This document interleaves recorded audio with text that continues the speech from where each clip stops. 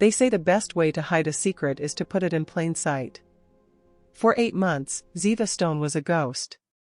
To the world, she was just a gray uniform moving through the shadows of the city's most dangerous penthouse. To the man who lived there, the ruthless CEO and underworld boss, Adrian Jang, she was invisible. But Ziva was watching. While she buffed the floors, she mapped the security gaps. While she organized the kitchen, she tracked the embezzlement in his contracts.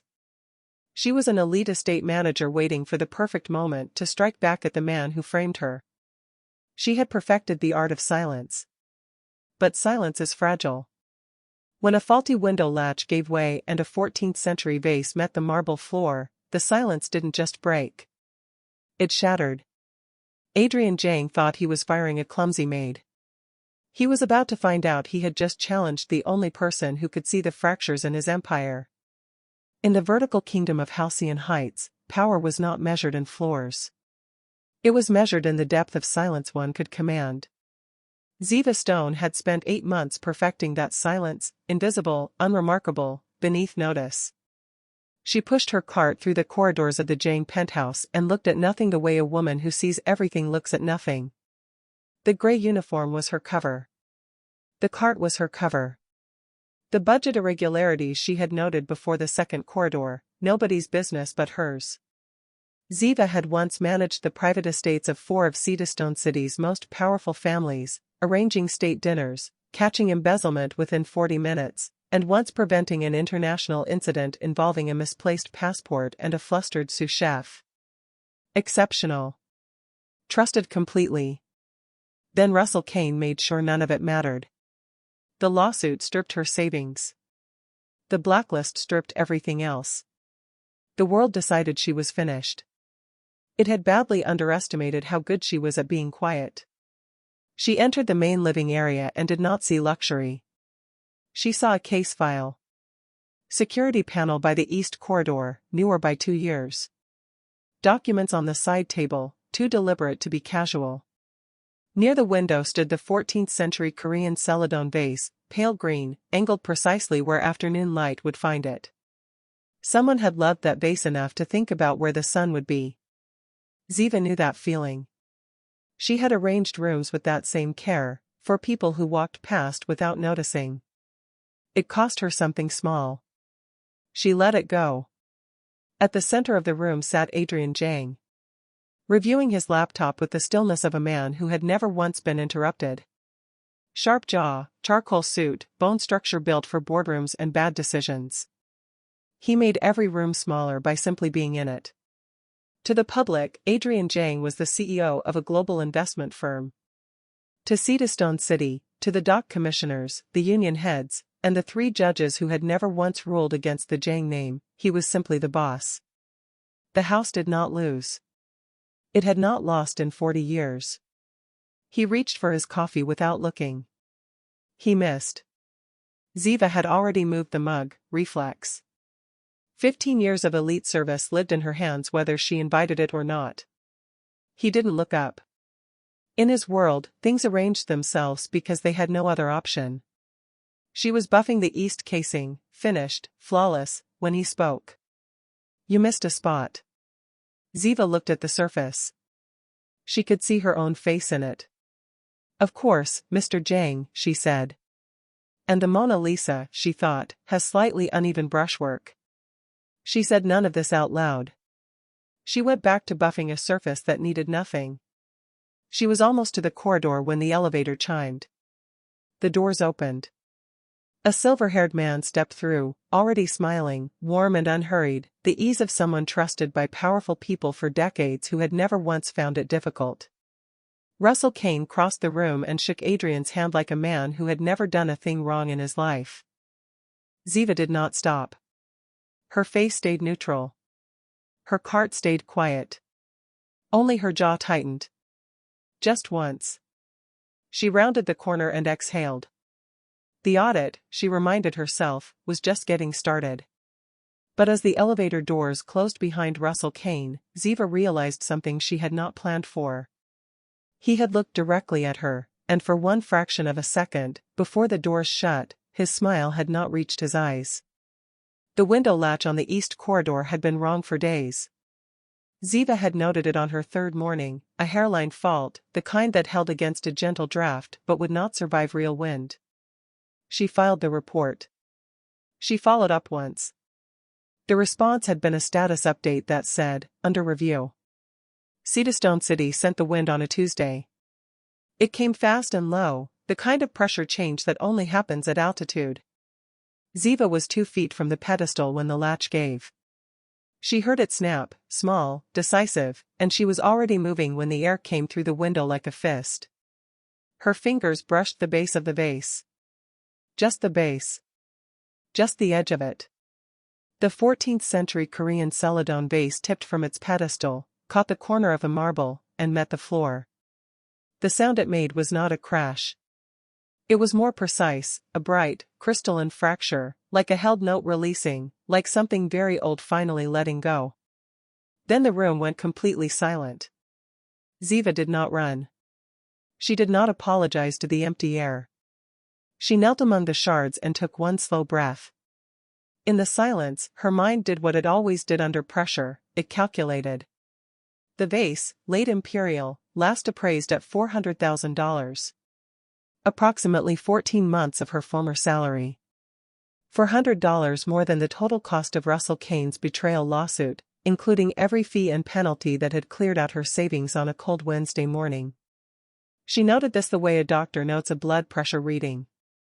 Clinically. With complete awareness of how unhelpful it was. The study door opened. Adrian Jang stood in the doorway. He had been inside the sealed room and she had not known it. He looked at the shards. He looked at her. His face did not change. "You're fired." 2 words. Quiet. The kind of quiet that, in the Jang organization, had historically preceded a great many career endings. He did not need to raise his voice. He had never needed to. Ziva's first thought was not about her mission. It was about the gray uniform. About 4:45 in the morning, her alarm in the dark. About 8 months of becoming invisible in rooms she used to walk into as the most important person present. All of it. A window latch had taken it in 4 seconds. She stood up. She did not cry. She did not beg. That vase was already cracked, Ziva said. "And so, Mr. Jang, are you?" The room went completely still. Adrian did not move. Something shifted behind his eyes, not anger, not surprise, but something slower than either. Ziva walked past him toward the elevator. He did not stop her. Inside the elevator, alone, she let her hands shake. Just once. Just for the 12 seconds it took to reach the ground floor. Then she locked it back down. The lobby was cold. The street was gray. Ziva Stone stepped onto the sidewalk of Halcyon Heights for the first time in 8 months without a role to play. She raised her hand for a cab. A black car pulled to the curb before her arm was fully extended. The rear window came down 2 inches. "Get in," Adrian Jang said. "I have a question." The leather interior of the Jang sedan was cream-colored and immaculate and Ziva was soaking wet. She had been on that curb for 4 minutes and Cedarstone City's rain did not fall so much as commit. Her jacket was done. Her hair was done. The gray uniform had reached a new low. She got in. Neither of them acknowledged this. Adrian sat on the far side of the rear seat, dry and composed, the kind of man who had never once been rained on without prior arrangement. He looked at his phone. He did not look at the watermark Ziva was producing on approximately $40,000 worth of upholstery. Ziva did not look at it either. She sat with her spine straight and pretended she was not doing to his interior what a wet Labrador does to a good sofa. This was the car that Cedarstone City's Port Authority had photographed 43 times without ever finding a reason to stop. Ziva was aware of this. She kept her spine straight and her hands in her lap. The car moved into traffic. The silence held. Then Adrian said, without looking up from his phone, "You said the vase was already cracked. Not who are you? Not how did you get into my building?" He had gone straight to the one thing that could not be faked. It was, Ziva said, a stress fracture along the base. It had been there for at least 3 months. Whoever appraised it last either missed it or chose not to report it. You noticed a hairline fracture on a vase you were not supposed to touch. I notice things. It's a habit. From what, he said. 15 years managing private estates. You learn what belongs and what is quietly wrong. He was quiet for 2 full city blocks. Outside, the rain moved across the glass in long unbroken lines. Then, what else did you notice? Ziva kept her voice level. She gave him 3 things: a catering contract running 8% over rate, a security rotation gap every Thursday night, and a kitchen staffing overlap billing for 2 positions doing the work of 1. Nothing about Kane. Nothing about the study. She was not ready to play that card. Adrian listened without expression. He did not write anything down. He did not need to, she understood that already. The silence was long enough that Ziva began to wonder if she had miscalculated, given too much, or too little. Then he said, "Get out." No explanation. No indication of where she stood. The car had simply slowed near a cross street and that was that.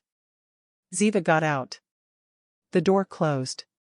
The sedan pulled away, and she stood on the wet pavement watching it go with no idea whether she had helped herself or quietly destroyed everything. She walked home.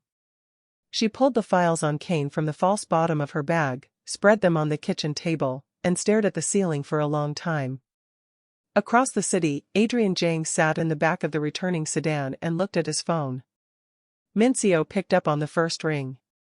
"Run her," Adrian said. "Everything."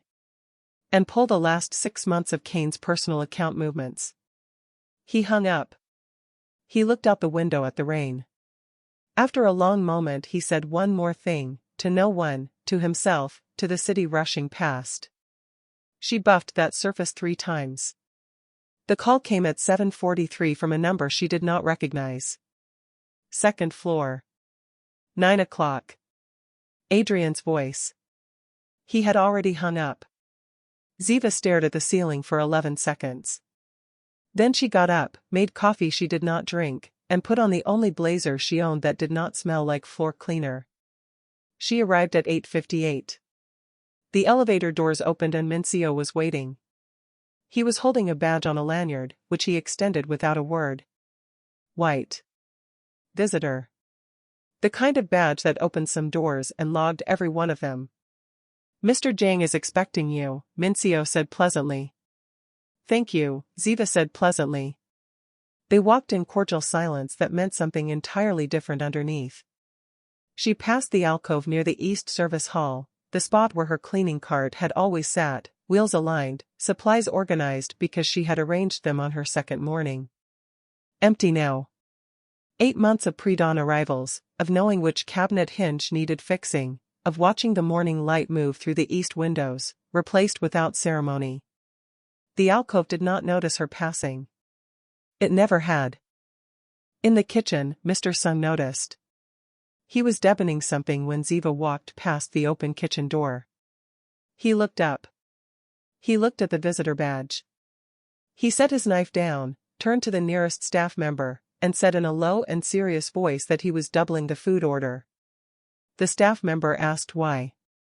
"Because the last time the boss decided someone was useful instead of gone," Mr. Sung said. The previous head of security spent 6 months explaining to auditors why his department budget had tripled. We were also feeding 3 extra people. He had learned to read the building. Adrian was at his desk when Mincio showed her in. He did not look up immediately. When he did, his expression gave nothing. 2 weeks, he said. Reviewing the household operational accounts.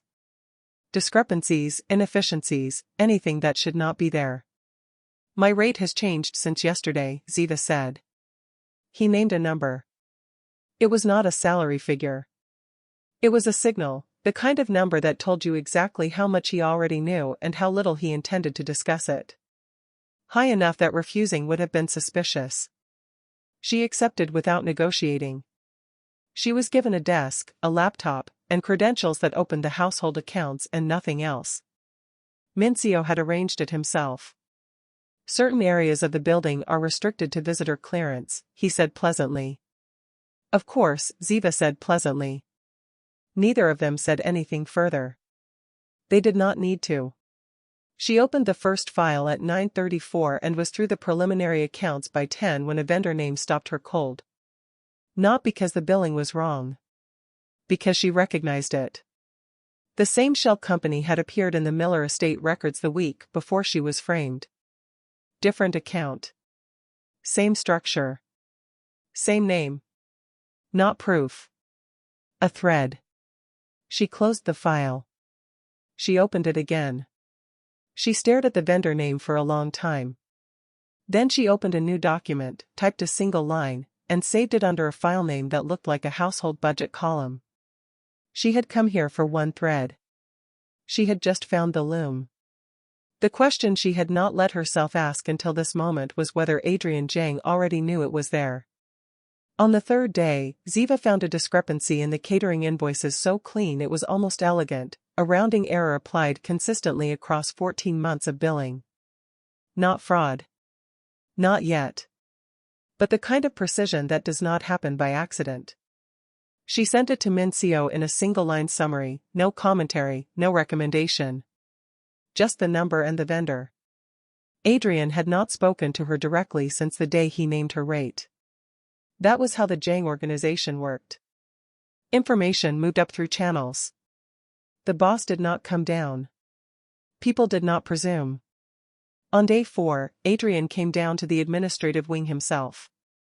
He appeared at the open door, looked at her screen, and said, "Show me." They stood side by side at her desk for 11 minutes.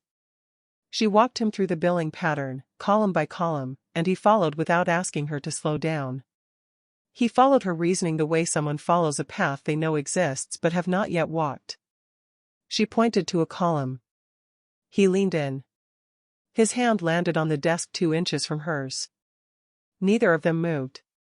She had been alone for 8 months. Not lonely, she had not allowed herself that word. But alone. Building the case in the dark, with no one who could actually keep up. Now someone was keeping up. Looking at exactly what she was looking at, arriving at the same conclusions at the same speed. It had been so long since that had happened that she did not know what to do with it. She did not do anything with it. She kept talking. His hand did not move. The door opened. Mincio stepped in, looked at the desk, and addressed the middle distance with the calm of a man who had made a decision and was sticking to it. "The afternoon car is ready, Mr. Jang." It was 2:43. Adrian did not have an afternoon car on Tuesdays. Mincio knew this better than anyone. Adrian straightened. "Thank you, Mincio." "Of course," Mincio said, and left. Adrian left 3 minutes later without saying when he would return. In the break room, Mincio opened the staff log and added a single entry. 3 people asked him about it before 5 o'clock. He did not confirm or deny. He added a column. The text came at 10:47. Unknown number. You should be more careful what you access. No sender. No follow-up. Just 7 words on her screen. Ziva stared at it. She deleted it. She set her phone face down and looked at the ceiling. Kane was not panicking. A panicking man makes noise, fires off threats, makes mistakes. This was quieter. This was a man who knew she was there and wanted her to know that he knew. That kind of calm meant he believed he still had the advantage. She got up, went to the kitchen table, and opened the file from the false bottom of her bag, the cross-referenced records she had been building since before she ever walked into that building. She found the page. She circled a name. Russell Kane had just made his first mistake. He had told her he was watching. That meant he was afraid. The fire drill happened on a Wednesday. Routine. Mandatory. Building-wide. Ziva had been watching the facility's schedule for 2 weeks and she had known it was coming the way she knew most things, by paying attention to what other people considered background noise. She had also spent 2 weeks building the door code.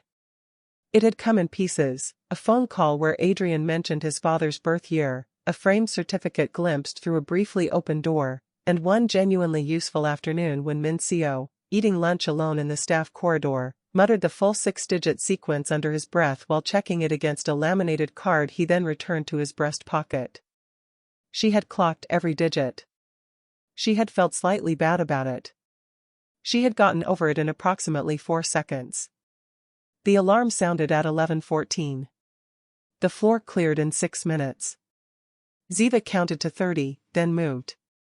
The study door was at the end of the private corridor, a plain door, no different from the others except that it had never once been open when Ziva passed it. She entered the code. The lock released without ceremony. She stepped inside. It was not an office. A reading chair by the window, worn at the armrests, years of use, not decoration. Bookshelves that had been read, not curated. Framed photographs on the desk, a younger Adrian, a man who looked like what Adrian would become, formal occasions and one that wasn't. This was a room someone had used to be a person. Not the boss. Not the chairman. A person. On the desk, in a plain wooden box, the correspondence. Ziva put on her gloves and opened it. The handwriting was precise and fast, a man trained to be careful, writing as though he felt the time running short. The annotations in the margins were not legal notations. They were a private record. A man documenting what he could not yet prove. She found the Miller estate documents near the bottom. Familiar figures in unfamiliar formations. She found her name on the 3rd page. One line. Dated 14 months ago, 3 months before she was framed. Kane has flagged Ziva Stone at Miller. Intercept before signature audit. He had known. Adrian's father had known what Kane was planning and had written it down and had died 6 weeks later without being able to stop it. Ziva sat in the reading chair for 60 seconds. She could not afford 60 seconds. She sat anyway. Then she photographed every page twice, replaced everything exactly, and was back in the corridor in 19 minutes. She walked to the bathroom. She ran cold water over her wrists. She looked at herself in the mirror for a long time. She had come into this building to take something from Adrian Jang. What she had found instead was that his father had tried to save her. She dried her hands, straightened her collar, and walked back to her desk. She needed to decide, before tomorrow morning, whether that changed what she was going to do next. She had a feeling it already had. She asked Mincio for 15 minutes. He looked at her for a long moment, then nodded once and walked away without asking why. She had been in the building long enough to understand Mincio's silences. That one meant, I already knew this was coming. She went into the office. She closed the door. She put the photographs on the desk, printed copies, not the originals, and she told Adrian everything. Her real name in the industry. The estate she had managed, the reputation she had built. What Kane had done to the Miller estate accounts and how he had done it. How she had ended up in the penthouse with a cleaning cart, a visitor badge, and a false bottom in her spare bag. The shell company on day 1. The sealed study. She watched his face as he read. She watched the exact moment he reached the page with his father's handwriting. He did not speak for 4 minutes. She counted. Then, you memorized the door code from Mincio talking to himself in a corridor. It was not a question. Yes, Ziva said. Adrian picked up his phone. Mincio answered on the first ring. Change every code in the building. He hung up. He looked at Ziva. Continue. Somewhere beyond the closed door, Mincio was either deeply annoyed or deeply unsurprised. Probably both. Ziva continued. When she finished, the silence was complete. Then Adrian said, How long have you been in this building? 6 weeks. He nodded. He looked at the photographs. When he spoke again his voice was even, the voice of a man who controlled his rooms and his organizations and his silences, but something underneath had shifted in a way she had not heard before. He knew she was the target, Adrian said, and he didn't get there in time. He was not talking about Ziva. He was talking about his father. And it was the first time in every interaction she had witnessed that the boss had simply been a son, briefly, just for a moment, before the walls came back up. Ziva did not say anything. Sometimes the most precise thing is to stay quiet. After a moment he said, I have been trying to sever Kane's access to this organization for 2 years. I did not know how far it ran. He paused. How much of what you found is actionable? Enough, Ziva said. With the right chain of custody. They sat on opposite sides of the desk with the photographs between them and the weight of 2 years of separate, parallel work in the air. Neither spoke for a long time. Then Adrian said quietly, Kane is attending the Meridian Foundation dinner on Friday. He believes he is untouchable. He is going to move on the Miller merger signatures that night. I received notification this morning. He looked at her. I was going to handle it alone. A pause. I don't think I should anymore. The Meridian Foundation dinner occupied the top floor of the Aldrich building. Everyone arriving by elevator had exactly 12 seconds to compose themselves before the doors opened onto a room that had spent decades deciding who mattered in Cedarstone City. When the Jang elevator opened, the room went quieter. Not silent, that would have been obvious. Just quieter. The hush of a room that has registered something significant and is pretending it hasn't. Adrian moved through the crowd the way he always moved, without urgency, without announcement, with the absolute calm of a man who had not asked for this room's attention and did not require it. He simply occupied the space and the space reorganized itself accordingly. The port commissioner found something to study on his phone. A city judge suddenly needed to speak to a colleague across the room. These were men who owed the Jang name things they preferred not to discuss in public, and they moved away with the efficiency of long experience. Ziva, in black, read every face as they walked. She had been introduced as a senior investment consultant. The Jang name moved in front of it like a ship's bow, clearing everything. Then she saw Russell Kane across the room, and he saw her. He did not move for 3 full seconds. Then he smiled, set his champagne down, and came over. The dinner table conversation was a precise, transparent performance. Kane complimented the Foundation's work. Adrian agreed, briefly. Ziva noted the evening's charitable mission. Kane expressed deep belief in it. Every word meant something other than what it said. None of them acknowledged this. A city official seated between them, who had no idea what was happening, made several attempts at pleasant conversation. How long have you known Adrian? He asked Ziva. 6 weeks, Adrian said. The official smiled warmly.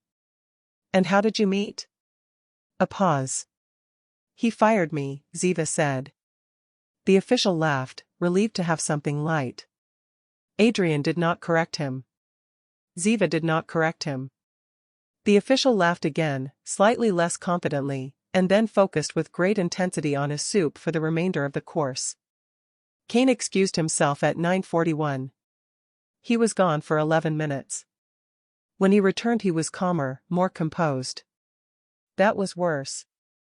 On the way out, Mincio's phone vibrated. He showed it to Adrian. Adrian showed it to Ziva. A draft article. A financial journalist. Sources inside the Jang organization report that a disgraced former estate manager, terminated for theft, has been given unsupervised access to private financial records. 48 hours before it published. In the car, Ziva read it twice. He's not trying to stop us, she said. He's trying to make you choose. Choose what? Adrian said. Between your organization's reputation, Ziva said, and me. The silence that followed was the longest of the evening. Then Adrian said, without looking away from her, that is not a difficult choice. Ziva did not know what to do with that. She looked out the window instead. Neither of them spoke for the rest of the drive. Adrian wanted to move by morning. Send everything to the Financial Crimes Unit tonight. Press briefing at 8 a.m. Get ahead of the article. If we move that fast, Ziva said, Kane's attorney dismisses the records before lunch. Improperly obtained. No chain of custody. The case disappears on a technicality. I have attorneys. So does he.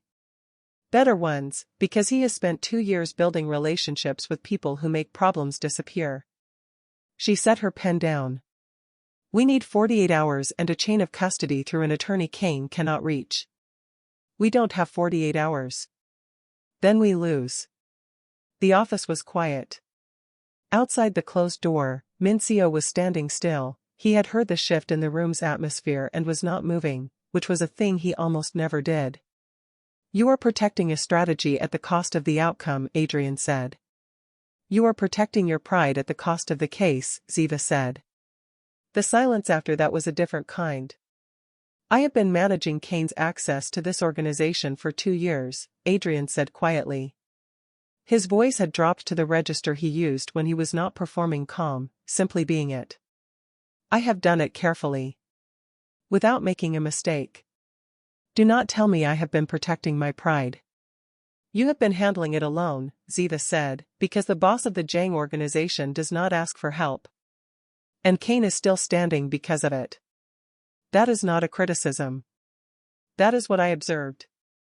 The room went completely still. In the corridor, Mincio heard the change in the silence. He went to the kitchen. Mr. Sung was already at the stove. Is dinner being kept warm? Mr. Sung asked. Mincio held up a hand. They listened. Start a second one, Mincio said. Mr. Sung nodded gravely and reached for a pan. 11 years in this building. He knew what sustained silence after an argument meant. Inside the office, Adrian said, What do you need?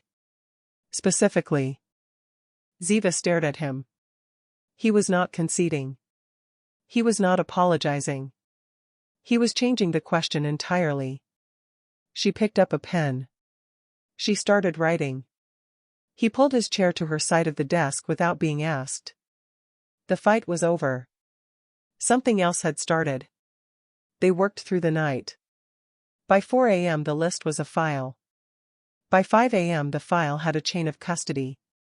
At 5:47, Ziva sent the package to the only financial crimes attorney Kane had never managed to reach. She leaned back and looked at the gray light coming through the east windows. Adrian was still at the desk. He had not slept. He looked up and met her eyes across the room. Neither of them said anything. In 41 hours it would be over. Ziva was almost certain of that. What she was less certain about was what would happen after. The attorney called on Tuesday morning. The case was solid. By noon, Russell Kane had been taken in for questioning. He did not come out. The exoneration letter arrived on a Thursday. By Friday, Ziva's phone was a liability. The same families who had crossed the street to avoid her 6 months ago were now calling with urgent consulting needs and deepest apologies for the misunderstanding. Ziva ignored them all. She spent Saturday morning in the guest suite, folding the few clothes she owned. She didn't feel like a ghost anymore, but she didn't quite feel like a resident either. A knock sounded, firm, rhythmic. Adrian. He entered but didn't sit. He was holding a heavy manila envelope. Mincio tells me a car is arriving for you at noon. Mincio is, as always, accurately informed, Ziva said, tucking a shirt into her bag. The Miller estate called me, Adrian said. They want you back. Full authority, double the previous salary. Ziva didn't look up. I know.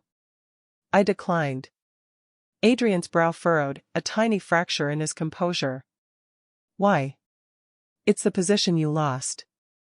It's a position I outgrew, Ziva said. She finally looked at him. I spent 8 months at the bottom of the world, Adrian. I realized that managing other people's silver is just another way of being invisible. I'm done being quiet. Adrian watched her for a long moment. The silence wasn't the heavy, oppressive kind from the early days. It was the silence of 2 people reading the same page. Good, he said. He stepped forward and placed the envelope on her suitcase. Because I would have had to find a way to fire you from that job, too. Ziva opened the envelope. It wasn't a check. It was a legal incorporation filing. At the top, in clean, bold lettering, Stone and Jang Associates. She scanned the articles of organization. It wasn't a subsidiary of the Jang organization. It was a separate entity, a private investigative and financial security firm. She looked at the ownership stake.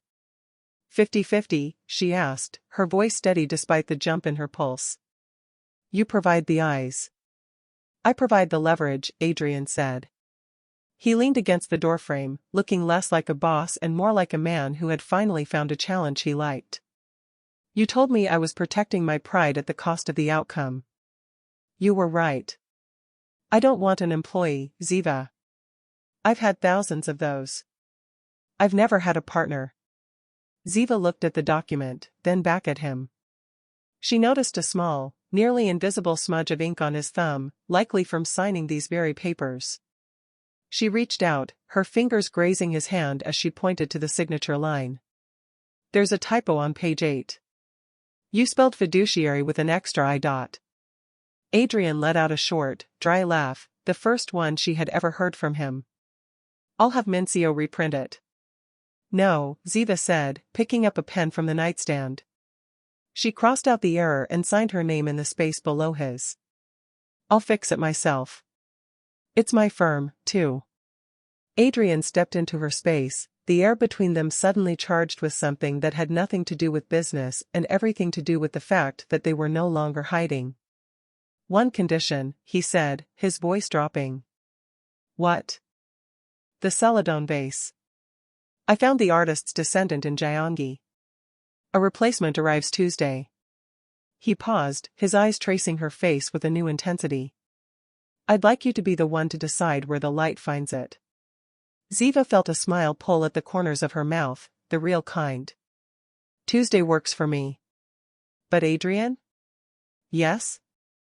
Your tie is a quarter-inch off-center. It's been bothering me since you walked in. Adrian didn't fix it. He waited until she reached out to do it for him. 1 year later, the vertical kingdom of Halcyon Heights had a new reputation. It was no longer just the house that never lost, it was the house that saw everything coming. In the break room, the staff betting pool was still pinned to the wall.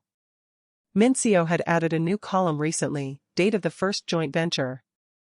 Underneath, in Ziva's precise handwriting, someone had added, we're already on venture number 3. Pay up, Mincio. Ziva sat in the office that used to be a sealed room, looking at a digital audit.